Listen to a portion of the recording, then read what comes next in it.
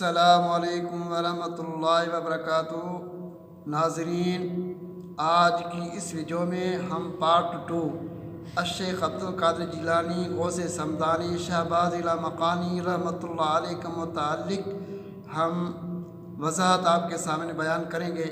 اگر آپ ہماری اس ویڈیو کو پہلے پارٹ کو اور دوسرے پارٹ کو سنیں گے کہ انشاءاللہ تعالی آپ کے علم کے اندر بھی اضافہ ہوگا اور آپ کو بہت کچھ معلومات ملے گی۔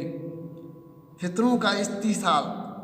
حضرت شیخ عبدالقادر جیلانی رحمۃ اللہ علیہ کے دور میں امت مسلمہ متعدد فطروں کے زد میں تھی۔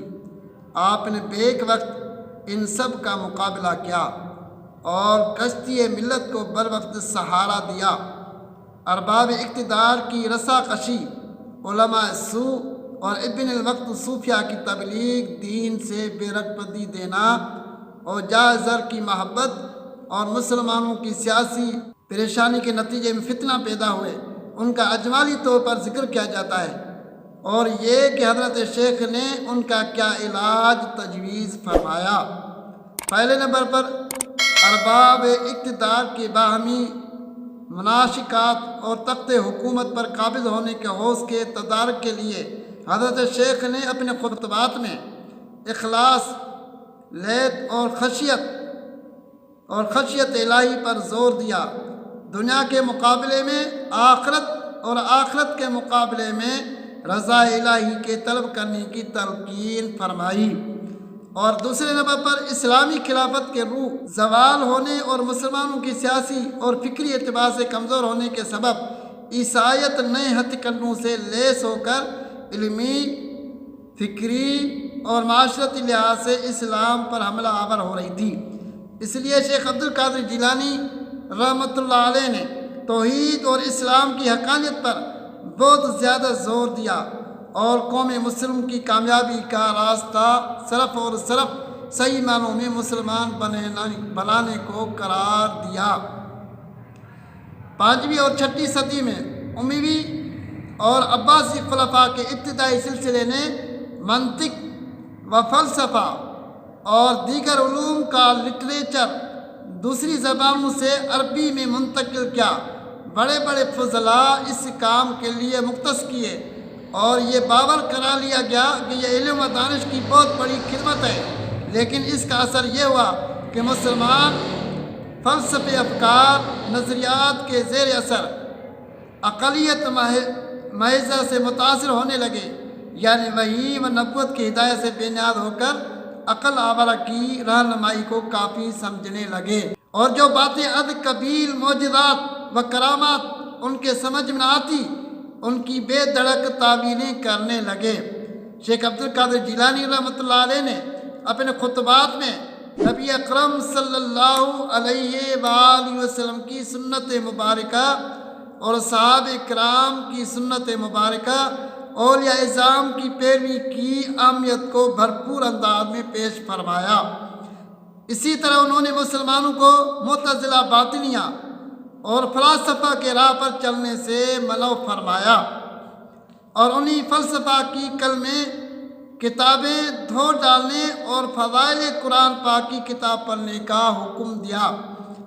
اور چوتھے نمبر پر اسی دور میں شیعہ تعصب اپنی انتہا کو پہنچا ہوا تھا۔ ان کی غلط رجحانات روز بروز زور پکڑتے جا رہے تھے۔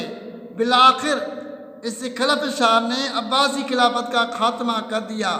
حضرت شیخ عبدالقادر جیلانی رحمۃ اللہ علیہ نے صرف صحابہ کرام کی عظمت کو اجاگر کیا اور ان کی پیروی کو ذریعہ نجات قرار دیا، بلکہ ان کی ارشادات کو بطور سند و اجتہاد پیش فرمایا۔ 5 نمبر پر فسق و فجور کی کثرت کا علاج تقوی و پرہیزگاری، تزکیہ نفس اور خدا اور رسول صلی اللہ علیہ وسلم کی اطاعت کی تعلیم سے کیا۔ اس سے اندازہ کیا جا سکتا ہے کہ حضرت شیخ عبدالقادر جیلانی رحمۃ اللہ علیہ نے خطبات سوچے سمجھے منصوبے کے تحت اس دور کے فتنوں کے استحصال کے لیے ہوئے تھے، اور اس مقصد میں کامیابی کا یہ عالم تھا کہ ہر مجلس میں غیر مسلم مشرب اسلام ہوتے، بد مذہب رائے راست پر آتے فساق و فجار طائب ہو کر تقوی و طہارت کی راہ پر گامزن ہو جاتے۔ اولاد امجاد حضرت غوث اعظم رضی اللہ تعالی عنہ کو اللہ تعالیٰ نے دیگر انعامات کی طرح کثرت اولاد سے بھی نوازا تھا۔ آپ کے صاحبزادے حضرت شیخ عبدالرزاق فرماتے ہیں کہ میرے والد ماجد کے 27 لڑکے تھے اور 22 لڑکیاں تھیں۔ امام سروردی فرماتے ہیں کہ بعد صالحین نے حضرت شیخ عبدالقادر جیلانی سے پوچھا کہ آپ نے نکاح کیوں فرمایا؟ تو آپ نے فرمایا کہ میں نے اس وقت تک نکاح نہیں کیا جب تک مجھے رسول اللہ صلی اللہ علیہ وآلہ وسلم نے نکاح کا حکم نہیں دیا، اور یہ بھی فرمایا کہ ایک مدت تک نکاح کرنے کا ارادہ رکھتا تھا، لیکن وقت کے مقدر ہونے کے خوف سے جرأت نہیں کرتا تھا۔ میں نے صبر کیا یہاں تک کہ اللہ تعالیٰ کا مقرر وقت بھی آ گیا۔ اللہ تعالیٰ نے مجھے 4 بیویاں عطا فرمائی تھی جنہوں نے اپنی خوشی اور رضامندی سے مجھ پر خرچ فرمایا۔ شیخ عبدالقادر جیلانی رحمۃ اللہ علیہ کے متعلق ہم نے پارٹ 2 میں آپ کے سامنے وضاحت فرمائی ہے کہ ان کے بیٹے کتنے تھے اور ان کی بیٹیاں کتنی تھیں، اور آپ کو نکاح کا حکم کس نے دیا اس کی بھی ہم نے وضاحت کی۔ اگر ہماری آپ اس ویڈیو کو شروع سے لے کر آخر تک سنیں گے انشاءاللہ تعالیٰ ان کے متعلق آپ کو مکمل آگاہی ہو جائے گی۔ السلام علیکم ورحمۃ اللہ وبرکاتہ۔